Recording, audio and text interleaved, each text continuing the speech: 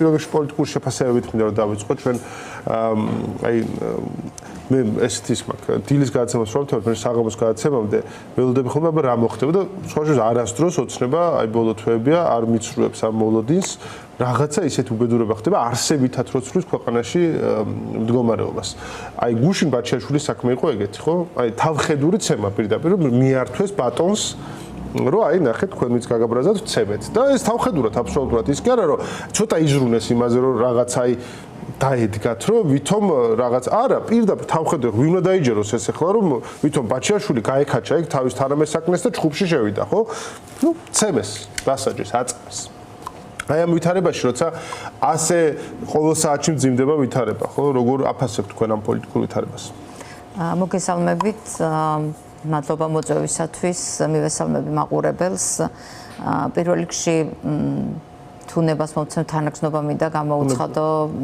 ბატონ ზურაბ ჯაფარიძეს დედის გარდაცვალების გამო ვწუხარ ძალიან და ყველა იმ ადამიანს რომელმაც აი ასეთი ივანიშვილის რეჟიმის ასეთი ძალადობრივი რეჟიმის მიერ ციხეში ყოფნის გამო და აი ამ დაპატიმრებების გამო ოჯახის წევრები დაკარგეს მათზე ნერვიულობით და 4 პატიმრის მშობელი დაიღუპა.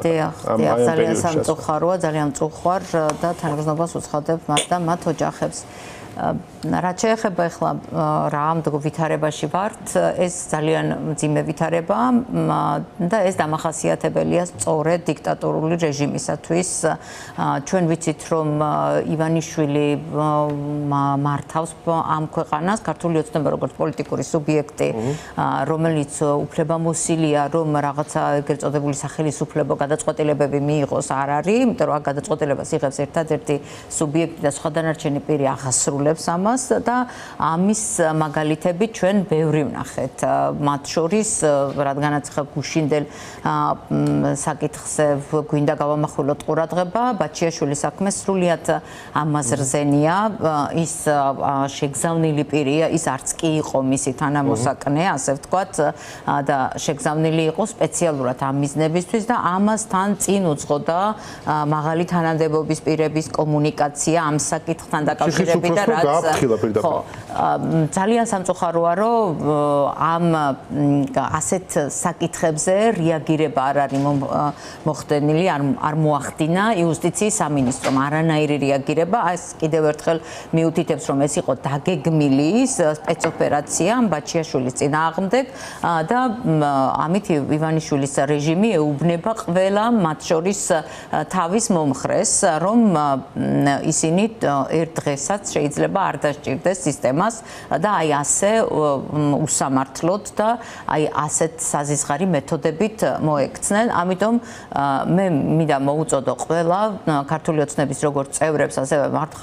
მხარდამჭერებსაც, რომ გამოფხიზლდით, გარდა იმისა, რომ ეს ხალხი ამ ხალხმა საკუთარ ბედზეც უნდა იფიქროს, უნდა იფიქრონ ქვეყნის ბედზე და ინტერესებზე, რამე თუ ჩვენ აი ასეთი მეთოდებით, აი ასეთი ქმედებებით, რომელიც გამოიჩინეს ბაჩიაშვილის მიმართ, რომელსაც იჩენენ სინდისის პატიმრების და პოლიტიკური პატიმრების მიმართ, რომლებიც აი ასეთი არაადამიანური ქმედებები არის სწორედ ის, რომ ჩვენ გვაცილებს დემოკრატიას, გვაქვს დემოკრატიისაგან უკუსვლა, უკვე აი ასეთ ტერმინებსაც ვეღარ გამოვიყენებთ, რომ დემოკრატიისაგან უკუსვლა, რომ თითქოს რაღაც პროცესში ვარ. ფაქტობრივად აღარ გვაქვს დემოკრატია, არის რაღაცა შეფუთული დემოკრატიის ჩონჩხი და აი ამას ვეჭიდებით თითქოს და მე მოუწოდებ მათ, რომ გამოფხიზლდნენ და გადაარჩინონ როგორც საკუთარი თავი, ასევე გადაარჩინონ ქვეყანა, სახელმწიფოს ინტერესები, რომელიც არ იწყება და არ დასრულდება, რა თქმა უნდა, ქართული ოცნების და მათი მხარდამჭერებით, მაგრამ ძალიან კარგი იქნება მორალურად, თუ კი ვთქვათ, ისინი მონაწილეობას მიიღებენ ქვეყნის გადარჩენის საკითხში. გუშინ ზეამაღლობელის სასამართლო პროცესი მიდიოდა ბათუმში და მან ჩვენება მისცა და მოყვა იმ უბედურებაზე, რაც მან გაიარა მას შემდეგ, რაც მანამდე რაც სანამ ეს ინციდენტი მოხდებოდა, რაც კამერამ აღბეჭდეს, როცა მას სილა გააწნა ირაკლი გებუაძეს და შემდგომ როგორ იწევდა მისკენ ირაკლი გებუაძე, როგორ აგინებდა უშვერად, როგორ შეაფურთხა სახეში, როგორ ლანძღავდა მას როგორ არ მისცა საშუალება რომ წყალი დაელია, როგორ არ მისცა საშუალება რომ ტყურაში გასულიყო, როგორ თქვა რომ ანუ ჩაიფსას, ანუ პირდაპირ თქვა ეს, ხო, თურმე ირაგად გეყვეწა. ამ რაღაც არც ვიცი ლიტერატურაშიც რო იშვიათია ისეთი საქციელი არის, ხო? ამ ახალგაზრდა კაცისაგან. ამ ყველაფერს ისმის მოსამართლე და ვითომ არ ესმის. ვითომ ვერ ხედავს და ვითომ ვერ ხედავს, ხო? ეს არის ახალი ჟანრი რაღაცა, რომ მოსამართლე ხედავს ნაწამებ ადამიანს და ვითომ ვერ ხედავს. აი პირდაპირ უყურებს ისმის ისტორიას და ვითომ არ იცის. მე აი მარტო იმ ეპიზოდს უნდა შეაფასოს ის სილის გაწმის, რომ კონტექსტი ამის არ აინტერესებს. აი ესე ხედავენ თავიანთ პროფესიას, ხო და მათ ბიოგრაფიას რო გადახედავ, ეს ყველა არის თითქმის აი არსად ნამუშევარი არ აქვს სხვაგან. აი მთელი თავის ბიოგრაფია აქვს გატარებული აი რუსიძის სისტემაში, ხო? ამის პირმშოები არიან. რაღაცნაირი ოროსნები, რომლებიც აქ გაიხარეს. აი რაღაცა ჯიშის ოროსნები მართლა, რომელიც ვერსად ვერაფერი ვერ ნახეს და აქ მურუსიძის სასამართლოში ნახეს, რომ რაღაცა ადამიანება ჩათვალეს. აი ამაზე ჩვენ თავიდანვე უნდა შევთანხმდეთ და მას ყოველთვის ვამბობ, რომ ჩვენ სასამართლო ხელისუფლება არ გვაქვს. ჩვენთან მართლმსაჯულება არ ხორციელდება. ის, რასაც ჩვენ ვუყურებთ, აი ეს მართლმსაჯულება არ არის. ანუ მართლმსაჯულება არის სამართლიანობის აღსრულება და სამართლის თქმნა, როგორც ასეთი, რასაც ჩვენ ვუყურებთ, ეს არ არის. ამიტომ ჩვენ მართლმსაჯულების სტანდარტებით და სამართლიანობის სტანდარტებით ვერ უნდა შევაფასოთ ეს მოსამართლეები და სასამართლო სისტემა. ეს არის ჩვეულებრივი აი კრიმინალური დამოკიდებულება ადამიანების ბედის მიმართ. მათ არც ადამიანის უფლებები აინტერესებთ, არც ადამიანის მომავალი, თქვათ, დემოკრატიულ და სამართლიან სახელმწიფოში. არა, ისინი ცხოვრობენ მხოლოდ საკუთარი ინტერესებიდან, რომ მიიღონ ხელფასი, კონდეთ რაღაცა ყოველდღიური გამოსასვლელი სამსახურში წამოსვლით, მათ არ აინტერესებთ ადამიანის ბედი. მათ არ აინტერესებთ იმ ადამიანების ბედი, რომელსაც ისინი წყვეტენ. მათ რა დაკვეთასაც დაუდგენს ივანიშვილის რეჟიმი, იმ დაკვეთას ასრულებენ. ჩვენ არ უნდა წარმოვიდგინოთ, რომ აქ მხოლოდ მურუსიძე და მისი კლანი მოქმედებს. ეს არის ერთობლივი, ასე ვთქვათ, ტანდემ ფორმატში მოქმედება ქართული ოცნების და სასამართლო ხელისუფლების და სასამართლო ხელისუფლება არის დღეს ქართული ოცნების ინტერესების აღმსრულებელი. ანუ რასაც დაავალებს, რა პოლიტიკური მიზანიც ექნება ქართულ ოცნებას, აი ამ პოლიტიკურ მიზნებს ასრულებს და აღასრულებს სასამართლო ხელისუფლების წევრები, ეგრეთ წოდებული მოსამართლეები, რომლებიც ნაწილი უკვე დასანქცირებულია და რომელთა დასანქცირებასაც ჩვენ ასევე დღეს ველოდებით, როგორც იცით, ამაზე მიმდინარეობს დისკუსია, მაგრამ აუცილებელი არის არა მხოლოდ ველოდოთ სანქციებს და ეს სანქციები აუცილებლად იქნება. აუცილებელი არის თითოეული მოქალაქის განწყობა და დამოკიდებულება ამ მოსამართლეების მიმართ. მათ მიმართ არ უნდა ხდებოდეს არანაირი კომუნიკაცია, მათ უნდა იგრძნონ მორალური დისკომფორტი საზოგადოების მხრიდან. საზოგადოების მხრიდან, თითოეული მეზობლის მხრიდან, თითოეული ასე ვთქვათ, შვილებით უყავთ იმ მოსწავლეების მხრიდან, რომლებსაც აი ეს მოსამართლეები მომავალს ართმევს, იმიტომ რომ მომავალს აი თავიანთი გადაწყვეტილებებით მომავალს ართმევს ჩვენი სახელმწიფოს დემოკრატიულ ინტერესებს და ჩვენი სახელმწიფოს ევროპულ განვითარებას. ამიტომ მათ მიმართ ჩვენ უნდა ვქონდეს აუცილებლად მორალური შეუთავსებლობა და მათ უნდა იგრძნონ ეს მორალური დისკომფორტი, იმიტომ რომ როგორც ხედავთ რეჟიმი, ასე ვთქვათ, მე ვერ ვიტყოდი, რომ ისინი მსხვერპლნი არიან. იმიტომ რომ არა, მე მაგის თქმა არ მინდა და არ მინდა რომ ვინმე თქვას, რომ ვაიმე მოსამართლეები არ არიან ისინი მსხვერპლი. ისინი თავად არიან შემსრულებლები და მსხვერპლი არის სწორედ ის მოქალაქეები, ის პოლიტიკური პატიმრები, სინდისის პატიმრები, ქალბატონი მზია, რომლებიც აი ასეთი მოსამართლეების წინაშე წარსდგენ, რომლებსაც აი რო იტყვიან ნერვიც კი არ უტყდება ამ მოსამართლობაზე. მე აი თქვენ რაც აღნიშნეთ, რომ აი ამ ფაქტებს უყურებსო, ამ ფაქტების უყურებასთან ერთად ასევე უყურებენ ცრუ მოწმეებს. მოწმეებს, რომლებიც სხვადასხვა საქმეებში ერთი და იგივე ადამიანია წარმოდგენილი. მოწმე ხა ჩვენ ვამბობთ, რომ მოწმე, მაგრამ ის მოწმე ერთ-ერთი მნიშვნელოვანი მტკიცებულებაა. ანუ ამ მტკიცებულებით განამტკიცებენ იმ უსამართლო განაჩენებს, რომელი განაჩენებითაც მე ადამიანებს აი ამდენი წლით უშვებენ ციხეში და სულ ბოლოს ბევრი ეხლა თანდათან ალბათ კონვეიერულად გამოუშვებენ ერთი და იგივე განაჩენებს, მაგრამ აი დევიდის საქმეზე ხო, ახალგაზრდა ბიჭი, ჯერ ერთი სახელმწიფოს თითქოს ხელი აქვს მოწერილი, რომ არაცუწლოვანთა მართლმსაჯულებაზე და ეს 21 წელი თავსდება ამ ახალგაზრდის ასე ვთქვათ წლებში და ვალდებულება აქვს სახელმწიფოს, რომ გარკვეული შეღავათიანი განაჩენები დაადგინოს და შეღავათიანი პირობები მიიღოს ასეთი ადამიანების მიმართ. ჩვენ რა დავინახეთ, სახელმწიფო მთელი თავისი აი სახელმწიფო მანქანა, მთელი თავისი ძალით აწვება წნეხი აქვს ამ ახალგაზრდა ადამიანზე და ასეთ სინდისის პატიმრებზე და პოლიტიკურ პატიმრებზე და არ ახსოვს არც ერთი დებულება არ სრულდება სამართლებრივი არც ერთი. ამიტომ ჩვენ ამ რეჟიმზე სამართლებრივი კრიტერიუმებით ვერ ვისაუბრებთ. ისინი უნდა შევაფასოთ აუცილებლად დიქტატურისთვის დამახასიათებელი კრიტერიუმები და დიქტატურა ის სწორედ ასე მოქმედებს. ამიტომ ჩვენ თვალი უნდა გავუსწოროთ სიმართლეს, რომ ჩვენ ვცხოვრობთ უკვე დიქტატურაში.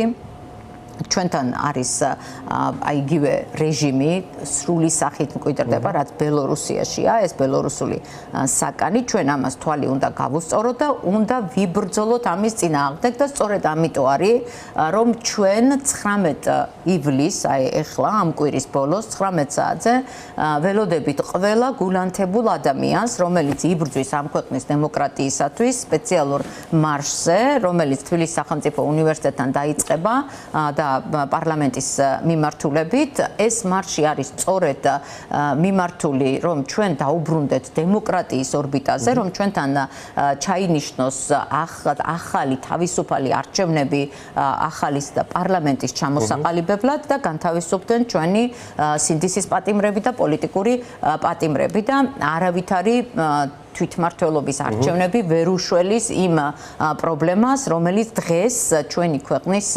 განვითარების, ევროპული განვითარების წინაშე დგას პირიქით არის. მე თვითმმართველობის არჩევნებს კიდე სპეციფიკურად გითხავთ, უბრალოდ აი სასამართლო ნაწილი მინდა რომ მოვამთავროთ, ამიტომ მინდა ვიკითხო სასამართლო დარბაზებში ვიდეო გადაღებასთან დაკავშირებით. ჩვენ მორალური წინახზე ვისაუბრეთ, ხო? სხვა შორის ამის გამოძახილი მგონია მე აი ეს ცვლილება რაც მათ შეიტანეს, იმიტომ რომ ცრუმოწმეებს არ უნდათ რომ მათ ჩვენებები ჩანდეს, პროკურორებს არ უნდათ რომ ტელევიზორში გამოჩნდნენ, მოსამართლეებს არ უნდათ რომ მათი კადრები არსებობდეს. ხა მოსამართლეების შესახებ მაინც ვიცით, ხო? ხა გალუსტაშვილია თუ სხვებია, ხო კიდე. მაგრამ ცრუმოწმეებს აქვს ყველაზე დიდი პრობლემა, იმიტომ ეხა ის ეტაპი არსებით განხილვის, როცა მათ უნდა მოყვნენ მაგალითად ჯგუფურად როგორ საქმიანობდა თუნდაც ეს ხალხი ერთმანეთთან დარბაზში გაიცნეს, ხო? წმინდა სამართლებრივი გადმოსახედიდან და პრაქტიკული გადმოსახედიდანაც რომ შევაფასოთ სასამართლო დარბაზებში გადაღების საკითხი. როგორ უყურებთ თქვენ ამ ამბავს? არის თუ არა ეს მნიშვნელოვანი პერკეტი?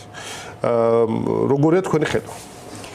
საერთოდ სასამართლო ხელისუფლება, როგორც ხელისუფლების ერთ-ერთი შტო, უნდა იყოს გამჭვირვალე საზოგადოების თვალში და საზოგადოების წინაშე. ამდენად გადაღება და იმის შესაძლებლობა, რომ საზოგადოებას უწყვეტ რეჟიმში და იმავდროულად მიეწოდოს ინფორმაცია, ეს ძალიან მნიშვნელოვანია. თან ეს გადაღებები სასამართლოს, ანუ მოსამართლეს ხელს არ უშლიდა პროცესის მიმდინარეობაში, იმიტომ რომ არსებობდა სპეციალური ნორმა საერთო სასამართლოების შესახებ ორგანულ კანონში, სადაც ტელევიზიები რაღაც ერთ კონკრეტული ადგილი იყო გამოყოფილი, იმ კონკრეტულ ადგილზე უნდა მოთავსებული ტელევიზია იღებდა თან და ანუ არ იყო ხმაური და რაღაც ხოც როგორც ეს მოსამართლის გადასაწყვეტი იყო, გაдаიღებდა თქვათ სახელმწიფო ტელევიზია და მას უნდა მიეწოდებინა ყველა ეროვნული მაუწყებლისთვის, მაგრამ თუ კი მოსამართლე მიიღებდა გადაწყვეტილება, შეიძლებოდა სხვა ტელევიზიები ბიც ყოფილიყვნენ პროცესზე, ანუ პროცესი იყო სრულიად ასე ვთქვათ დემოკრატიული ნორმიდან გამომდინარე, თორე ახლა მოსამართლე გასაგებია, რომ ეხლანდელი მოსამართლეები როგორ უყურებდნენ ამ პროცესს. ამდენად ამის აგრძალვა, როდესაც აი ასეთ სრულიად უწყინარ პროცესს აგრძალა, ისე რომ შენ როგორც სასამართლოს საერთოდ არ გიშლის ხელს საქმის განხილვაში, პირიქით ემსახურება საზოგადოების ინფორმირებას და და შენი მიზანი უნდა იყოს, რომ ინფორმირებული იყოს საზოგადოება სასამართლო ხელისუფლების საქმიანობის შესახებ და შენი როგორც მოსამართლის ასე ვთქვათ პლუსიც არის, როდესაც შენ შესახებ თუ კი სწორად კარგად მიყავს საზოგადოება უფრო მეც იგებს, აი ასეთ ფონზე, აი ასეთი მიდგომის მიუხედავად, რომ შეცვლი მაინც ამ ნორმას და სრულიად ჩაკეტავს სასამართლო პროცესებს, ესე იგი ეს უკვე იმას ნიშნავს, რომ შენ დახურე კარი საზოგადოების წინაშე, სასამართლოს კარი, ესე იგი შენ იქ ჩადიხარ უსამართლობას და ეს უსამართლობა არ გინდა რომ ღიად გამოიტანო საზოგადოების წინაშე. ეს ნამდვილად არის უსამართლობა.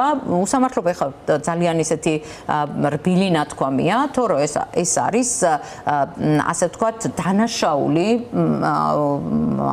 სახელმწიფოს წინაშე, როდესაც მოსამართლე ხედავს, რომ არის ცრუმოწმე, ამასთან ერთი და იგივე მოწმე სხვადასხვა საქმეებში ფიგურირებს, როგორ შეიძლება ერთი ადამიანის სხვადასხვა ფაქტთან, რომელიც სხვადასხვა დროს, სხვადასხვა მომენტში ედავებიან ყველგან ერთი ადამიანი იყოს წარმოდგენილი, არის შემთხვევები, როდესაც ეს მოწმეები აღწერენ ისეთ ფაქტებს, რომელიც სამართლიანი შეფასების შედეგად არ შეიძლება მიიჩნიო იმ პირებთან მიმართებით, რომელთა საქმეც განიხილება, იმ მტკიცებულებად, რომ ეს იყოს განაჩენის მათთვის აზიანო განაჩენის გამოტანის საფუძველი, იმიტომ რომ ჩვენ ვიცით, რომ განაჩენი გამოდის გონივრულ ეჭვმიღმა არსებული მტკიცებულებათა ერთობლიობის საფუძველზე და ვერცეთ ის მტკიცებულება, რომელიც არის წარმოდგენილი პროკურატურის მხრიდან ამ სინდისის პატიმრების წინააღმდეგ, რა თქმა უნდა, ამ სტანდარტს ვერ პასუხობს.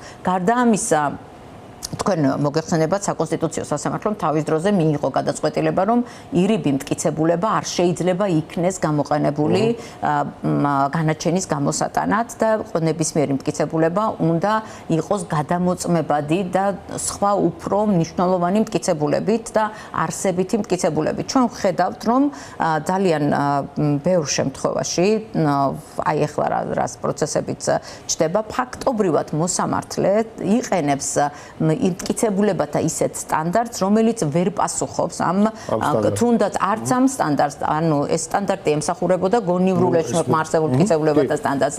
აი ამ სტანდარტს ვერ პასუხობს. ანუ ეს სტანდარტები არის სრულიად დარღვეული და აი ასე უსამართლო ადამიანის ბედის წინააღმდეგ მიმართული განაჩენები გამოაქვს სასამართლოს და ეს საბოლოო ჯამში მე მინდა ყველა მოსამართლეს მიმართო, რომ მათი გადაწყვეტილებები, მათი განაჩენები დღეს მოქმედებს სახელმწიფოს წინააღმდეგ, იმიტომ რომ თითოეული ეს განაჩენი არის სწორედ ის, რომ ჩვენ ავწდით დემოკრატიის განვითარებას, დემოკრატიულ ორბიტას და ჩვენ ქართული ოცნების რუსული აი ეს რეჟიმი მიგვათრევს რუსეთის მმართველობის ქვეშ და აი აქ მყარდება სწორედ ბელორუსული ტიპის მმართველობა. ქალბატონო, აი ჩვენ ვსაუბრობთ ახლა მოსამართლებთან დაკავშირებით და სანქციებთან და დაგვეწია კაია კალასის ევროკავშირის საგარეო საქმეთა მინისტრების, უბრალოდ ევროკავშირის უმაღლესი წარმომადგენელი საგარეო საქმეთა და უსაფრთხოების საკითხებში განცხადება.